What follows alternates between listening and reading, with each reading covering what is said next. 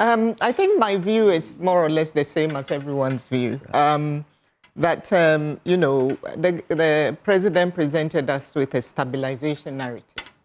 And we can't deny that. I mean, our currency is stronger. We have lower debt ratios, higher reserves, lower inflation. Correct. You know, the gold exports have been institutionalized under the gold board, and the cocoa sector reforms will be presented. So I think we'll hold our horses a little bit on that to see how that's meant to be operationalized. So what we are all hoping and praying for is that the reforms don't just end up being fiscal corrections following the extreme difficulties that we found ourselves in not too long ago. But they operate in such a way that in the long term, they prevent a relapse, because that has been our trajectory. We do well and then we go back. You know, 2 steps forward, four steps back. So we don't want that. So we're all hoping and praying that this time it stays. You know, it stays. So yes, the government's macroeconomic recovery, I think, is very commendable. But unless these fiscal discipline, export diversification, energy reforms, and enforcement independence are locked into our systems, they have to be locked into our systems, then the recovery risks become what I said. They become cyclical rather than permanent. They are not structural, and that is what we want, which is what my colleague was talking about earlier. The question is if you have faith that we could get to the place that you are projecting. I think so. I think we have to. We don't have a choice. I mean, if we are to move this country forward, we have to get to that place. Or perhaps it's because the IMF is sitting over us. But thankfully, we are in the process of getting out. And when we do, normally, then the epileptic conduct of our drinking behavior begins. We go you know wild. That drunkard who promises every time that I'll stop. Today I have stopped, I won't do it again. It's like, you know, someone who just comes into money, they pay off their debts, then they get given a lot of money, and then they go wild. Right. Exactly. No, so we can't keep doing the same things over and over again and expect a different result. And I'm hoping that this time things will be done differently.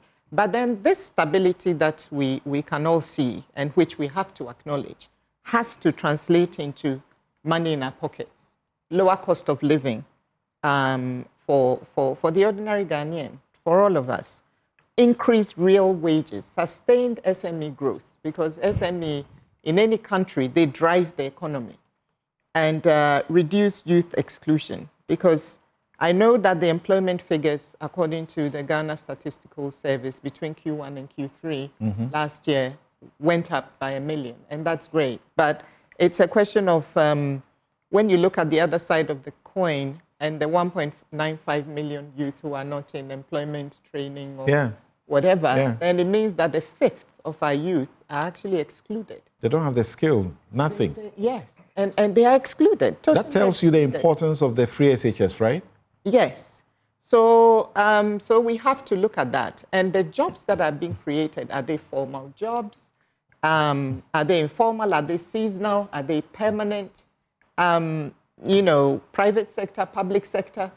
Because we can't also pack people into the public sector. It then leads us to the same problems, you know. So these are some of the finer details which we have to really look at. And then the 24-hour economy, the president spoke about that as well, that he signed the legislation now. It's now law. I think we're all excited to wait to see how that will actually work out from an implementation point of view, because, you know, that is what will determine the success or otherwise of this policy. And also, you know, we need to have, for it to work anyway, we need reliable power.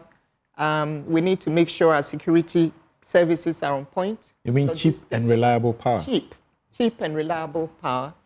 And some exemptions, because what we didn't hear was how, you know, if you're a businessman listening and eagerly waiting to see how that will benefit your business, we didn't really hear, or we haven't heard yet, I'm sure at some point it will come, how that's going to work.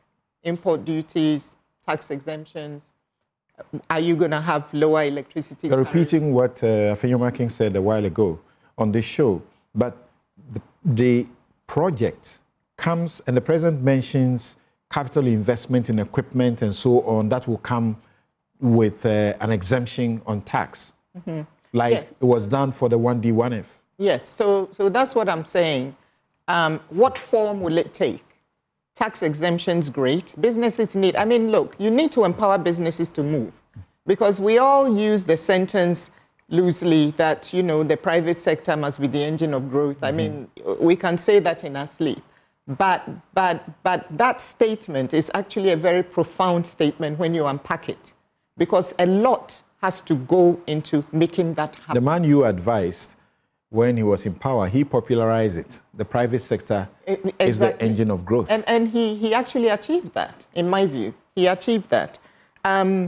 The one thing that I was also happy about was to see on the anti-corruption side, to see the EOCO, the amount EOCO has actually recovered so far for the country. 600 million is a lot of money. And it's, you know, when you think about the fact that it's a huge pot of money. They don't tell us, he doesn't tell us within what period. Yes. Whether for the life of EOCO or for the last how many years. I doubt it is the last 1 year. Yeah, so we need to know that. We need to know over what period. Because he pegs it to the number of cases they are doing. The 462. Yes, and I doubt that is within a year. So we need to understand what that figure represents. And you know, there are some ongoing prosecutions. It would be helpful to also know how much they expect to recover from those ongoing prosecutions. Illegal mining dockets and all that were spoken about, that's fine. But the one thing I was actually happy about was what we've all been saying all along, that look, these guys who are being arrested are just pawns. You know, they're just pawns in the game. The real kingpins, the brains and the power behind He made it a campaign pledge. Yes, illegal miners are hiding. And so you can arrest 10,000, 100,000 of these young kids, but you won't achieve anything unless you go behind and find out who is actually driving these things. And so these are some of, I'll pause here because these are preliminary comments. Okay, thank you very much. And